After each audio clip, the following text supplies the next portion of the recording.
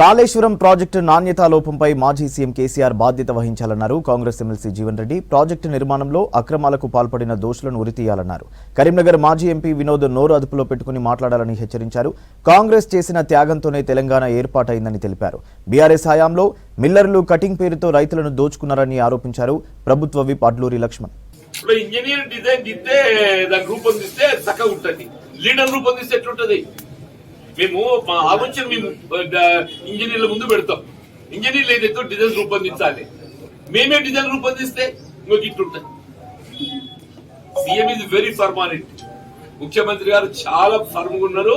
మన శాసన మండలి ఏదైతుందో నీకు ఖచ్చితంగా చెప్పేసి వాడు ఎంత పెద్దోడైనా మనం వదిలిపెట్టే ముచ్చట లేదు. ఆందోళన గట్టితో పెట్టుబడి చట్టపరంగా చర్యలు తీసుకుంటామని చెప్పిండ్రు. ఈ మళ్ళీ ఏదైతుందో భవిష్యత్తులో కొంత స్ట్రీమ్ లైన్ కావాలా, పారదర్శకంగా ఉండాలని భావంతో అని చెప్పారు. ఇవాళ నిర్మాణంలో వాళ్ళ బాధ్యత ఉన్నది. ఇవాళ లయబిలిటీ పీరియడ్ ఒకటే పరిగణలోకి తీసుకోరు.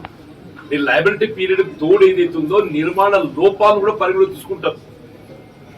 నిర్మాణ లోపాలను కూడా మనం పరిగణలోకి తీసుకుంటారు. ఇక్కడ ఒకటి లయబిలిటీ పీరియడ్ అగ్రిమెంట్, ఒకటి నిర్మాణ లోపాలను కూడా ఇంకొకటి ఉంటాయి చెప్పంటున్నాను. They cannot go out of it. మరి ఎవరు కడతారనే అంశం కాదు ఇక్కడ.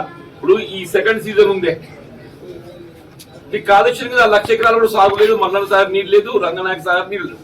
ఇప్పుడు మల్లాడ సాగర్ లేదు, రంగనాయక సాగర్ లేదు, ఏది లేదు. అందరికి మన ఇస్మాన్ మీద పడుతుంది. ఎస్ఆర్ఎస్ మీద మొత్తం మంది వచ్చి మన ఎస్ఆర్ఎస్ మీద పడుతుంది. ఉన్నది ఒకటే ఎస్ఆర్ఎస్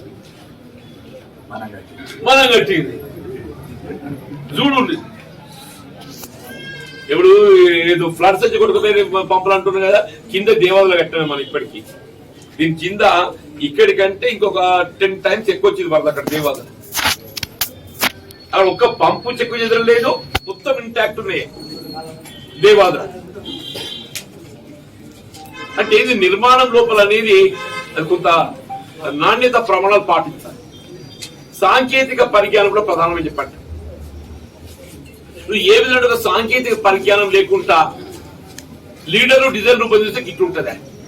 మన రాష్ట్ర ప్రభుత్వం ద్వారా విప్పుగా నియమించిన తర్వాత పెద్దలు జీవన్ రెడ్డి గారు, అదేవిధంగా నరసింహరావు గారు, మేమందరం కూడా ఆ రోజు ఆ ప్రతిపక్ష పార్టీలో ఉన్నప్పుడు రైతుల పక్షాన మన తప్పతాలని పొందుకొని మన రైతులు తీవ్ర ఇబ్బందుల పాలవుతుంటే మన అనేక మార్లు పెద్దలు జీవన్ రెడ్డి గారు కానీ మేము కానీ అప్పుడున్నటువంటి అధికారులకు రైతులు తీవ్ర ఇబ్బందుల పాలవుతుండ్రు.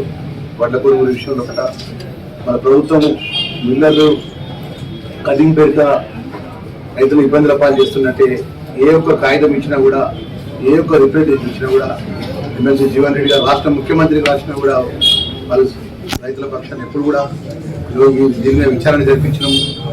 ఈ యొక్క వడ్ల కొనుగోలు సెంటర్ దగ్గర మన రైతులకు ఈ విధమైనటువంటి అన్యాయం జరిగిందనో, అన్యాయం జరగలేదనో అప్పుడున్న మంత్రులు కానీ, అప్పుడున్నటువంటి ఎమ్మెల్యేలు కానీ, జిల్లా కలెక్టర్ గారు కానీ ఎలాంటి కూడా విచారణ జరిపించింది.